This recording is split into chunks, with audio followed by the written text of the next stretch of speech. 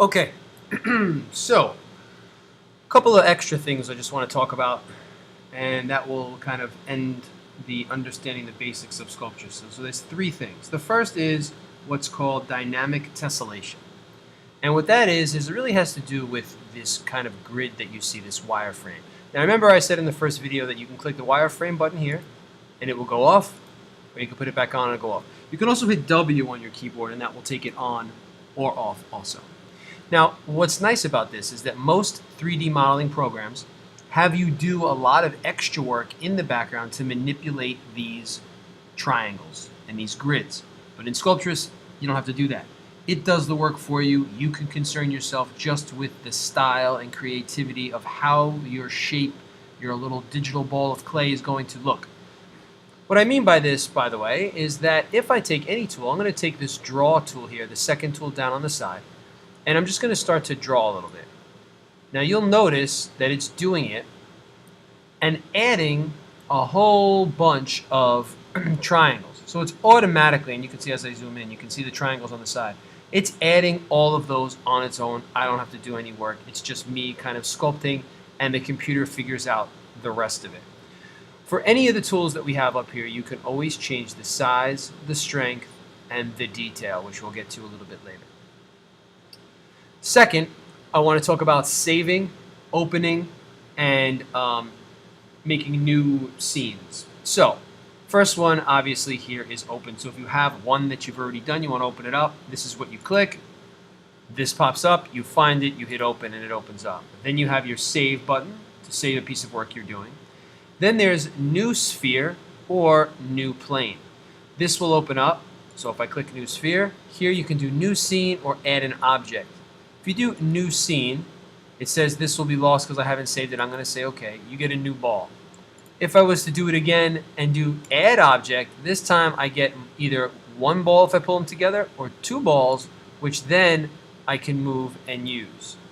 I just want you to try that out. You're not even going to save it. Just give it a little shot. Then the new plane here at the bottom, I'm going to do new scene again. Hit OK. And you'll see it comes up as kind of a flat plane instead of a ball. All right.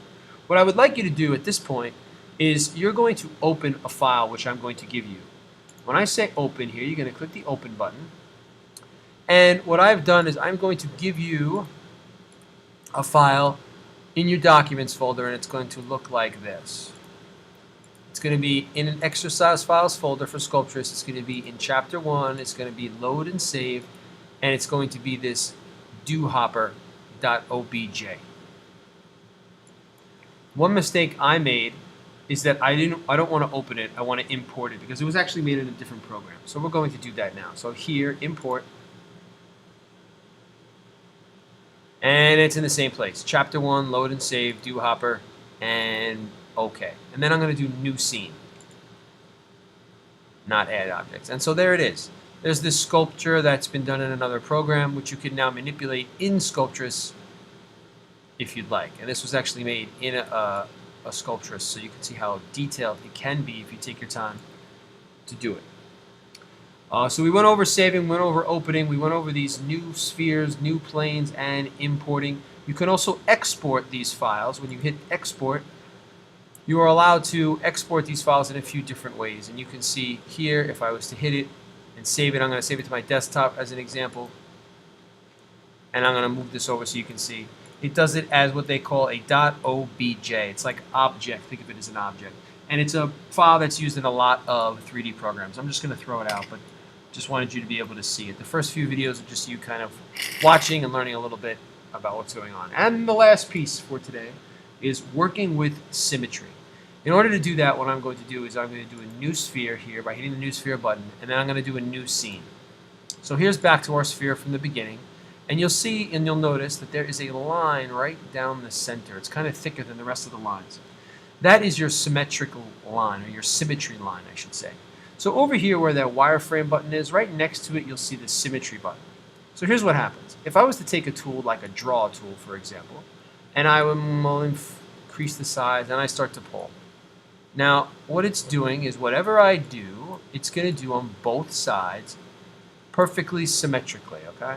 Everything's going to be just right based on what I've picked here, and it's going to happen on both sides, automatically, I don't have to painstakingly go through the process of drawing it twice.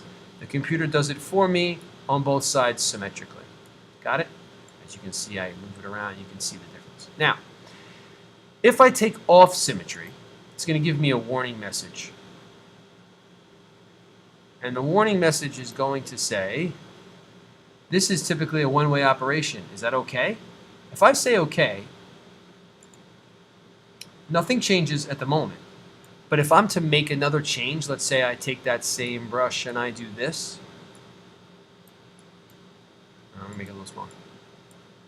And I do, let's say this, and I pull, pull, pull, pull, pull, pull, pull, pull. So that now one side has been changed, but not the other side. You know, like one side has been messed with, but the other one is still as it was. All right? So now it's asymmetrical. It's different on one side than it is on the other. What they meant before is that you can't go back. So if you were to hit the symmetry button now, it's going to say this will remove any asymmetrical details, okay? See, it pops back. It basically combines and makes everything symmetrical. So if you had one thing that you wanted different only coming out of one side, then you can't go back. So if you have something like that, you have to leave it to the end as a detail that's different and not symmetrical. You kind of leave to the end. All right, so that's understanding the basics of Sculptress. We've done navigating around the model, using dynamic tessellation, loading and saving a model, and working with symmetry.